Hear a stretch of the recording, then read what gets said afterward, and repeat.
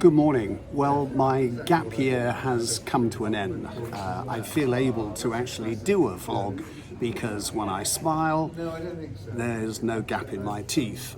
Getting that dental implant has been a long and costly business, but at least there's a good outcome.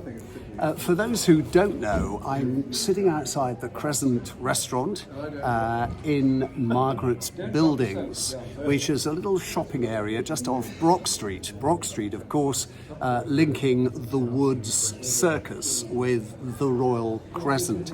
And I'm here for a reason, because a lady called Cynthia, who's one of the partners of a couple of antique shops in Brock Street called Bone Ash, has written to me via an email to say everybody's talking about the regeneration of Milson Street. You should come up here and see how well businesses in this area are doing. And it's true to say that every single shop in Margaret's Buildings has been let. And as Cynthia says, we have become Bath's boutique interior and lifestyle quarter with quality shops, galleries, salons, restaurants and cafes.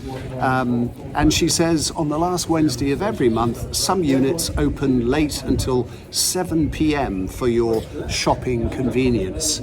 Well, I think as long as I mention the area in general, I'm not giving a particular advertisement for one particular business, but it is worth coming up the hill, a bit of exercise for you, and enjoying the delights of this area.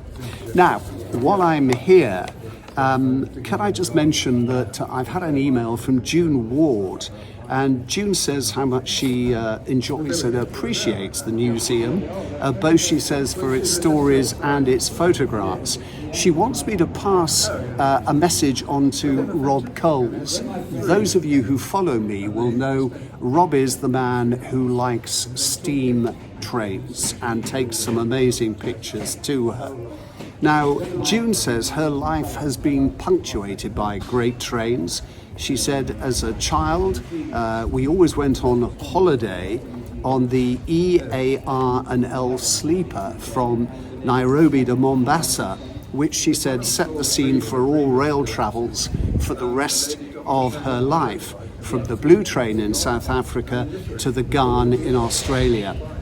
Or maybe the Aussies pronounce it GAN. They probably do. So she says, I particularly appreciate Rob Cole's warning when a steam train is coming through. So nostalgic. Well, Rob has provided me with some amazing pictures of the Belmont Pullman, which passed through the area twice, going down and coming back yesterday. Rob says in view of June's lovely email, he made a special effort to photograph the Belmont Pullman. He says with the trees obstructing the Bath Viaduct having been cut back, there was an opportunity to replicate a photograph he took in the 1960s. Well, as you can see, so much has changed. Trees now obscure the view of St Mark's Church. There are no Culton Gardens. There's scaffolding going up just down the road. There's railing instead of Bath stone towpath wall. No Morris Miners on the Lower Bristol Road. And instead of the gentleman from probably Kingsmead, he's photographed a walker who he says was kind enough to lean on the railings for him. He was a charming Bulgarian student in his last term at Bath University. Rob says I'm indebted to him for giving up his lunchtime walk and run. He says it's ironic that in the 1960s it was a diesel locomotive, a Class 52 diesel hydraulic. 60 years later, it's a steam locomotive. The other photos he sent in were taken from above the west portal of Box Middle Hill Tunnel. He says it's a quite massive structure and a very steep climb to get there.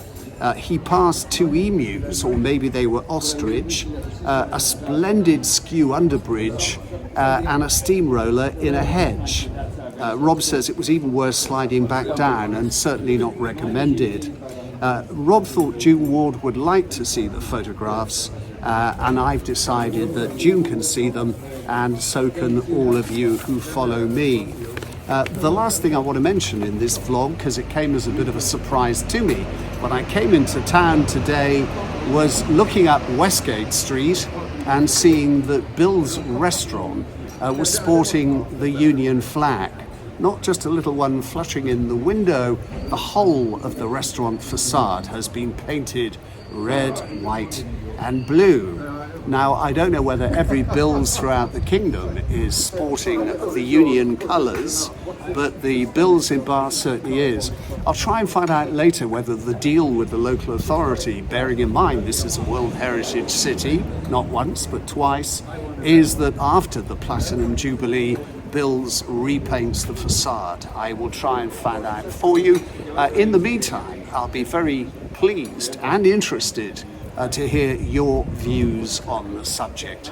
Anyway, there we go, a vlog, who'd believe it. I shall go home now, put this together and stick it out on Bath Museum. Have a great day.